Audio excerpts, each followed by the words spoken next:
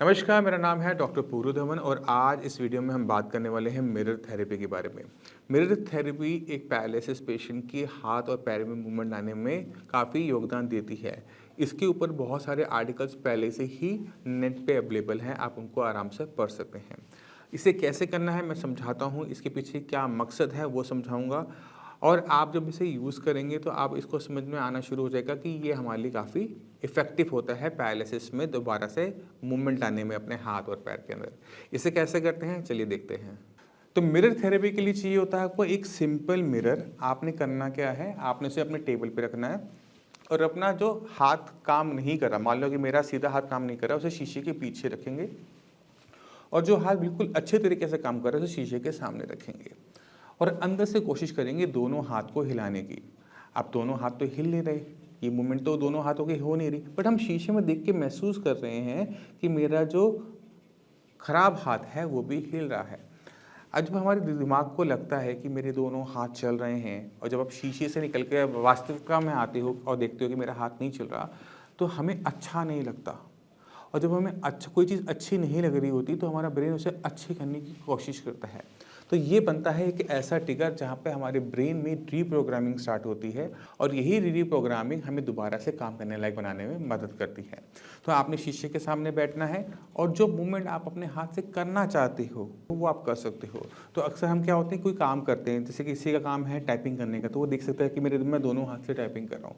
किसी का काम क्या है, हारमोनियम बजाना, तो वो कुछ भी ऐसी चीज़ जो हारमोनियम की तरह बजती हो, कीबोर्ड की तरह बजती हो, उसको यूज़ कर सकता है। उसको लगेगा कि मैं एक पियानो या फिर एक हारमोनियम बजा रहा हूँ।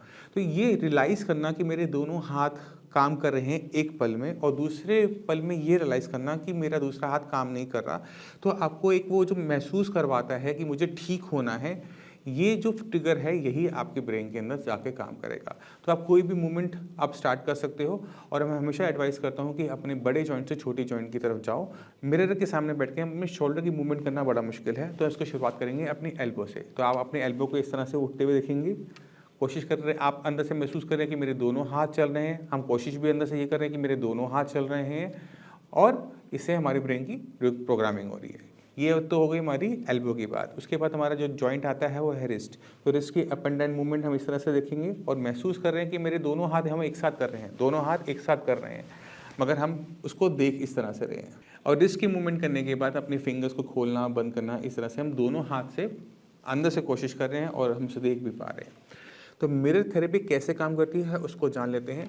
जब हम मिरर के सामने काम करते हैं तो हमें लगता है कि हमारे दोनों हाथ काम कर रहे हैं, मगर जैसे ही मिरर को हटता है और वास्तविकता सामने आती है तो हम क्या देखते हैं कि हमारा एक हाथ काम कर रहा है, दूसरा काम नहीं कर रहा। तो हमारा ब्रेन कोशिश करता है कि दोनों ये मूवमेंट हमारी आनी शुरू हो जाए और यही ट्रिगर होता है ब्रेन को दोबारा से रीप्रोग्राम करने का। तो अक्सर पेशेंट को लगता है कि उसका हाथ काम नहीं कर रहा, पैर काम नहीं कर रहा पैरालिसिस पेशेंट के अंदर, बट सच्चाई यही होती है कि ब्रेन का वो हिस्सा जो अपने हाथ को चलाता था, पैर को चलाता था, वो अब डैमेज हो गए। इसकी वजह से हमारी जो मूवमेंट है वो रिस्ट्रिक्ट हो गई हैं। तो मैं उम्मीद करता हूँ इस वीडियो से आप सभी समझ गए होंगे कि किस तरह से हम मिरर थेरेपी को यूज़ करते हुए अपने हाथ के अंदर जो मूवमेंट है उनको हम पहले से बेटर कर सकते हैं। अब मैं चाहता हूँ जाने से पहले आप एक पेशेंट से मिलें। नमस्कार, मेरा नाम है डॉक्टर पूरू धवन और आज आपको हम मिलवाना चाहते हैं रेणु जी से। रेणु जी को 2.5 साल पहले हुआ था पैरालिसिस। 2.5 साल और 2.5 साल में मतलब जब आप 3 महीने पहले आए थे तो क्या कंडीशन थी रेणु जी? 2 महीने पहले 2 महीने पहले नहीं, मैं थोड़ा सा रो पड़ी थी क्योंकि मेरे को नहीं ठीक से चला जा रहा था। मैं थोड़ी निराश हो गई थी। अब बोलने में दिक्कत, बोलने में भी बहुत दिक्कत थी और चलने में भी दिक्कत थी। मतलब सब ये बोलने लगे थे कि तू ठीक नहीं हो गया, अब ठीक नहीं होगी, नहीं होगी। 2.5 साल पुराना हो गया था ना। हाँ, अब मतलब कि 3 महीने में ठीक हो जाए तो मुझे उसके बाद बंदा ठीक नहीं होता। लेकिन मैंने कई जगह इलाज कराया, मुझे आराम नहीं लगा।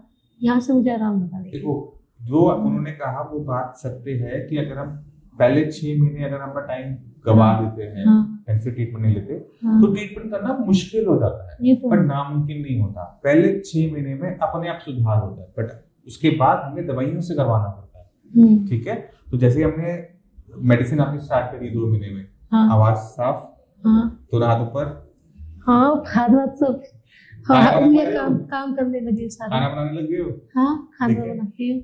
तो आपने खुद देखा कि लकवा आपका पुराना हो सकता है उसे 2 साल 3 साल 4 साल हो चुके हो। तो जब आपको लगे कि आपको ठीक होना है तो आपको बस सही तरीके से सही डायरेक्शन में काम करना होता है। आपको अपना खाना बदलना होता है, एक्सरसाइज करनी होती है, मेडिसिन जो दी जाए वो आपको करनी होती है। अगर आप ऐसा करते हैं तो 2-3 महीने में आपको अपनी बॉडी के अंदर बहुत बड़े चेंजेस नजर आने शुरू हो जाते हैं। ठीक है ना? हाँ जी। अच्छा, परहेज क्या किया वो भी बता दो लोगों को। क्या परहेज किया था खाने पीने में? परहेज का खट्टा चावल और ये मतलब कि खट्टी जो भी चीजें हैं, हाँ। और बाय वाली चीजें, हाँ। जो बावर खाने में लोग सोचते हैं कि लकवे में बहुत ज्यादा परहेज करना पड़ेगा। लकवे की दिक्कत अगर किसी को है और ट्रीटमेंट यहाँ से चलता है तो एक मोटा एक ही परहेज करना पड़ता है, वो है खट्टाई का। वो भी तब तक करना पड़ता है जब तक आपकी मेडिसिन यहाँ से चल रही है। एक बार मेडिसिन बंद, परहेज बंद, गोलगप्पे खा पाओगे? 2 महीने अभी तो गोलगप्पे नहीं खाए। अभी तो बंद रहेंगे बट उसके बाद खा पाओगे। तो आप ये लेके चलें कि एक चीज हम आपकी जरूर बंद करेंगे, वो है खटास। बाकी सब चीजें आप खा सकते हो। अब जो दालें वाले आपने बैगन बंद कर रखा था वो आपको खा लो, कोई दिक्कत नहीं है। ठीक है? और कुछ कहना चाहोगे? नहीं, मेरे को अच्छा लगा। क्या कहना चाहोगे? यही कि संजीवनी वाकई में संजीवनी है। जो हनुमान जी लेके आए नाम थे, बदल गया हमारा, ऐसा इंस्टीट्यूट हो गया। नहीं, संजीवनी की तरह काम करते हैं। मैं निराश हो चुकी थी सर में, सच में बहुत। आप मेहनत कर लेना अगले 2-4 महीने कस के। ठीक है? आप अपनी सेहत को आगे रखना और आगे भी कभी भी खट्टा, ये तला हुआ मीठा, इन चीजों से परहेज रखना। मीठा तो मैं खाती जितना हूँ हो सके ना अच्छा बेहतर आगे। ठीक है? और टेंशन कम। अब टेंशन नहीं। आप टेंशन नहीं है? नहीं, ठीक। अब तो मैं हंसने लगी हूँ। जिम में भी जाती हूँ तो सब बोलते हैं दीदी के चेहरे पे हंसी आ गई। अब वो आपने मुझे पहले वाली बात नहीं बताई कि दुनिया क्या कहती है, बता दो। नहीं, अब तो सब बोलने लगे, अब तो सुधार आ गया, ठीक हो जाएगी।